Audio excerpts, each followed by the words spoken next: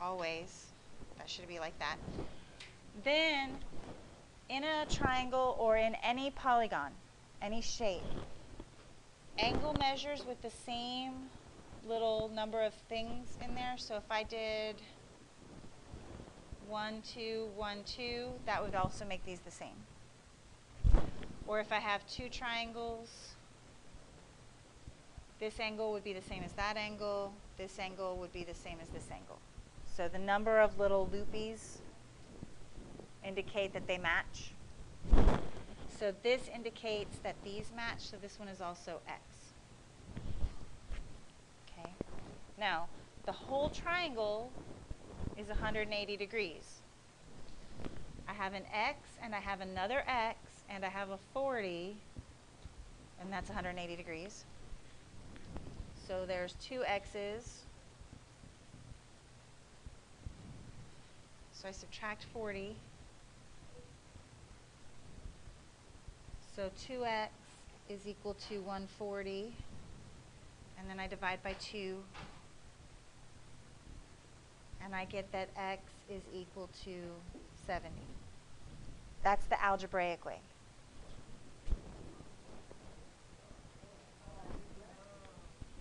If you don't want to do algebra, I know that this is 40.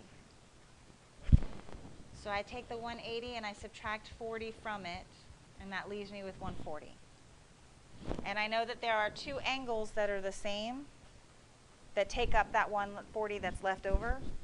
So I divide 140 by 2, and that tells me that both of these are 70. So, with algebra, without algebra, same answer. We have 2. We know that the triangle is 180, so we subtract the two angles, and that will give us our answer. Plus, minus 54, minus 61. X has to be 65 degrees. Okay. B, what do I know about these three angles? They're equal. So I divide it by 3, and I get 60. C is a little bit more challenging.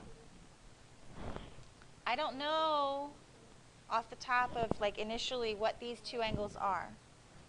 However, I do know that this straight line makes 180. Okay? So to find this angle right here, I have to do 180 minus 117. Because straight line makes 180. So it's not considered a triangle? It's still a triangle. But I don't know this angle right here. I only know this angle. But together, this angle plus this angle will make 180 because a straight line is 180 degrees. Does that make sense? See how I have a straight line? Yeah. With these So two you're trying angles? to say that straight line's 117? No, it's saying this angle right here is 117. Oh, okay. So I take the 180, I subtract 117 from it, and that tells me that this angle is 63. And then this straight line right here also equals 180. So to find this angle in here, I have to do 180 minus 109. And that tells me that this angle right here is 71. Now I know these two angles, I can find this angle. And to find x, minus 63 and minus 71. And that gives me 46. Does that make sense? So you have to kind of go a roundabout way to get to it. You have to find those two angles first. But with the triangles, we can only get a straight line.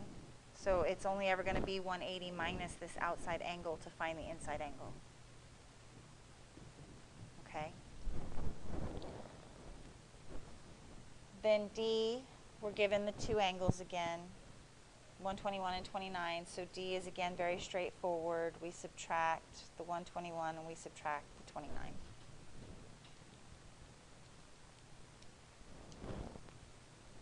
And that gives us 30.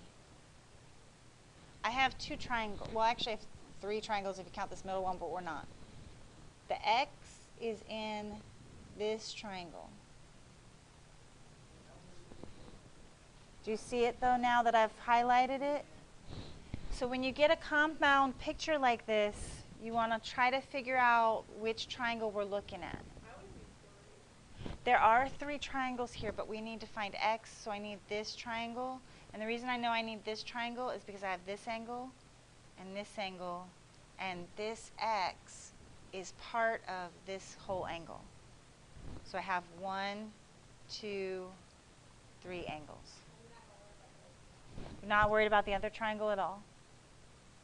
Okay, so in this case, this is one of those times when you might want to use a highlighter or a marker or something to make sure you're picking the right triangle to break it apart.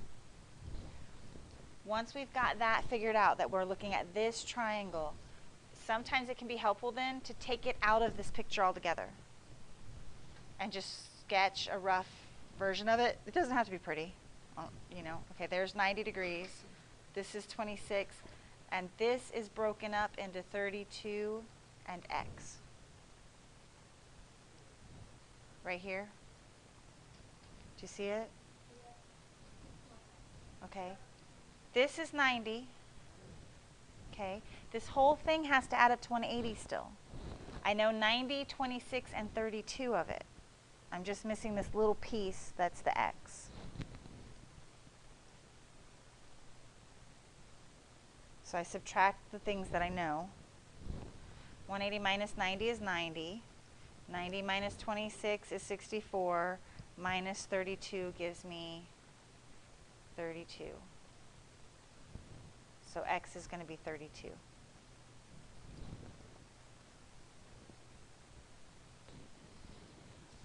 An exterior angle is an angle on the outside of a triangle that forms a linear pair. So you know those pictures like this? This is an exterior angle. So one side of the triangle gets extended to make a straight line. And a remote interior angle is the two angles on a triangle that are on the other side. So if we look at the picture, go away. The exterior angle is this angle on the outside of the triangle. So one side of the triangle gets extended out, and it makes an exterior angle. The remote interior angles are on the other side of the triangle. So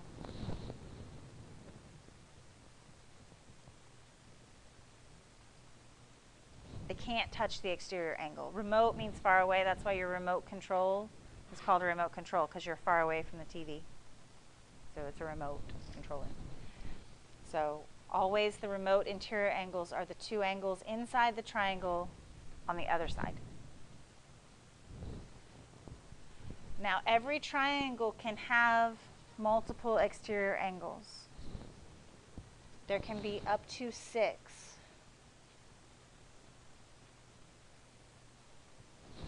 On every triangle. And I will draw a picture so you can see what that would look like.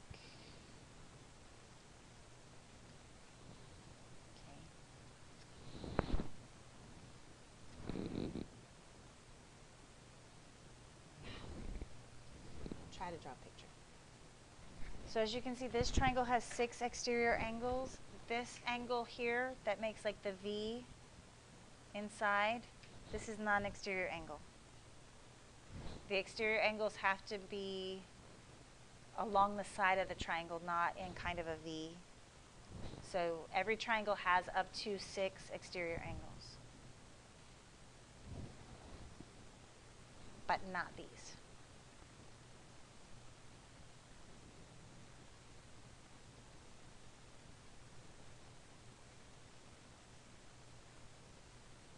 Okay.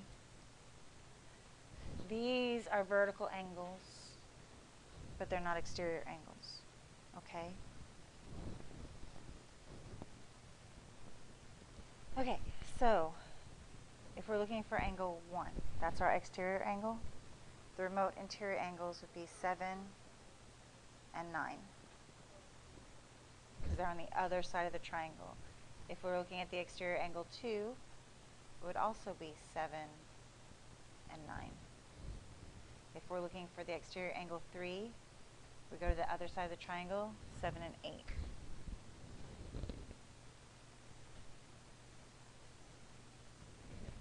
Same thing with angle 4, other side of the triangle, 7 and 8.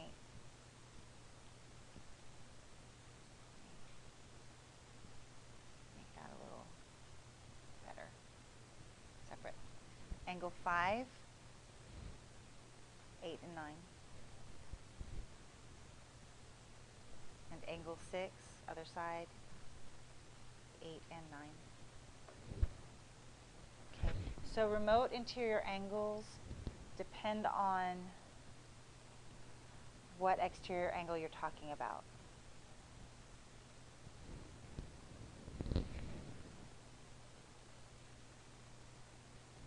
Okay, so the remote interior angles are always on the opposite side of the exterior angle, so you have to know which angle is the exterior angle first.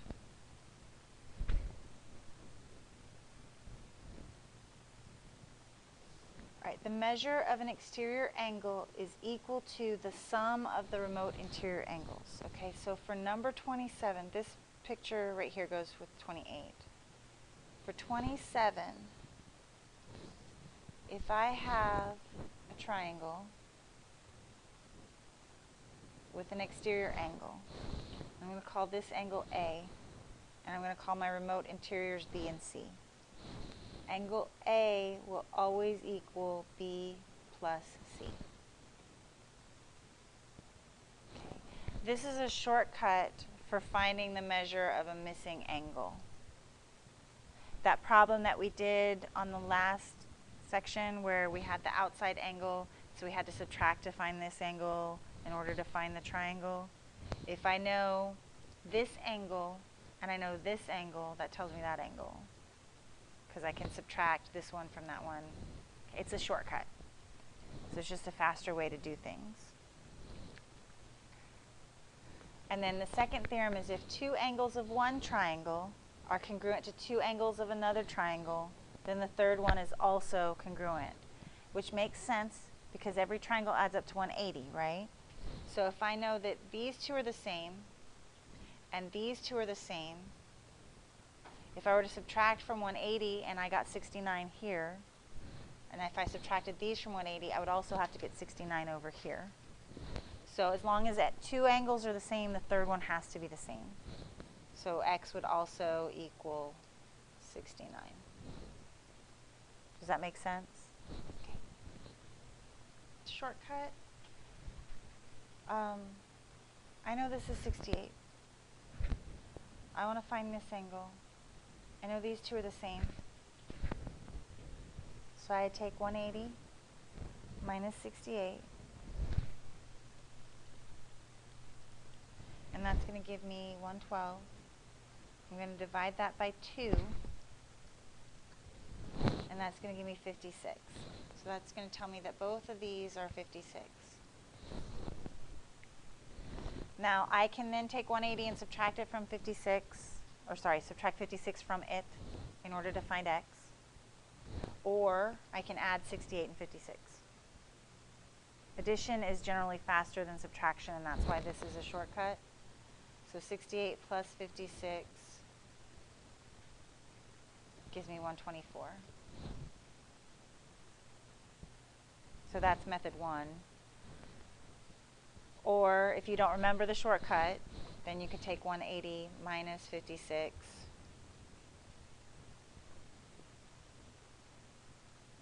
and get the same answer.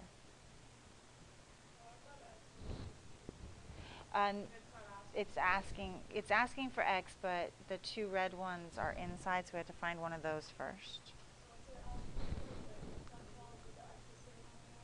The exterior angle. Yeah. there will always be two ways to get to these. You can use the remote interior angle sum theorem. That's what that's called. Or you can go the long way around and, subtract and things like that. But you can always find these in more than one way, and it'll always be the triangle adds up to 180. The straight line adds up to 180. So, or you can use the, exterior, this one is this plus this.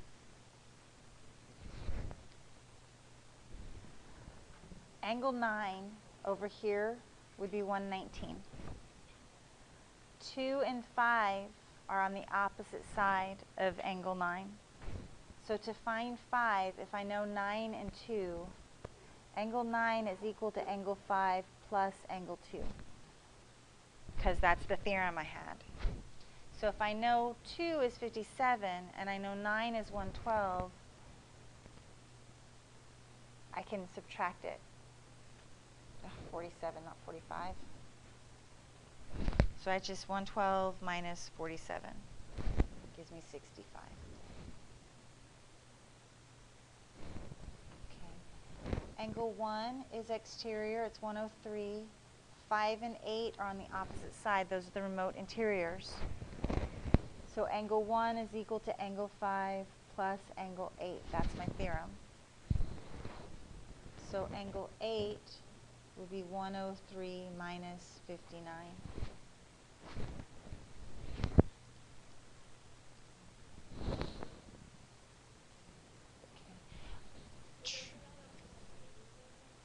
It will if I add all three of these. No, it won't. Sorry. It won't add up to 180 because one of them's on the outside. I'd have to find, like if I was looking, I'd have to take the angle 1, subtract it from 180 to find angle 2, and then add 2, 8, and 5 together to get the 180. Does that make sense? Okay. Try C. Just C. You don't have to try D. Just try C, and I want to make sure everybody's getting it. Angle 6 is 124. So I'm actually going to label, we'll use purple. So I'm just going to label the triangle for D. Angle 6 is 124. Angle 2 is 22 more than angle 8. Okay. So if I say angle 8 is x, angle 2 is x plus 22. Does that make sense so far? Now, angle 6 is the sum of 8 and 2, because 6 is on the opposite side of the triangle of 8 and 2.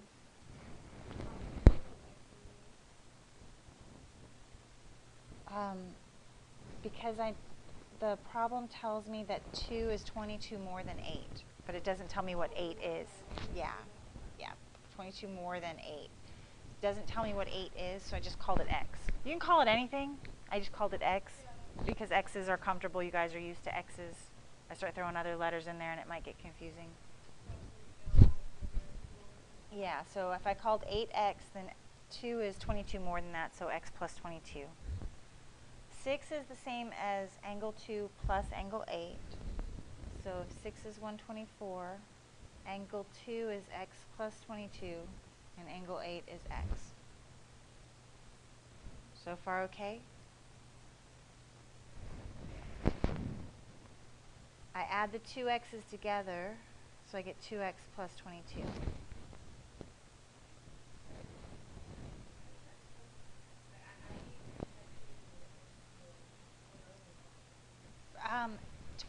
When it says this sentence right here, angle 2 is 22 more than angle 8, that gave me that angle 8 was the x, because I don't know what it is, so I called it x. And then angle 2 is 22 more than that, so I take the x from angle 8 and add 22 to it. So that's where the second x came from. Better? Okay. I'm going to subtract 22 from both sides. And that's going to give me 122 is equal to 2x. Then I'm going to divide by 2. So I get 61 is equal to x. Now, it told me to find angle 8. X is angle 8, so I'm done. 102. Oh, yeah, you're right, 102. Thank you. Yep, you're absolutely correct. That's 102, not 122, which makes this 51, not 61. Good catch. Thank you.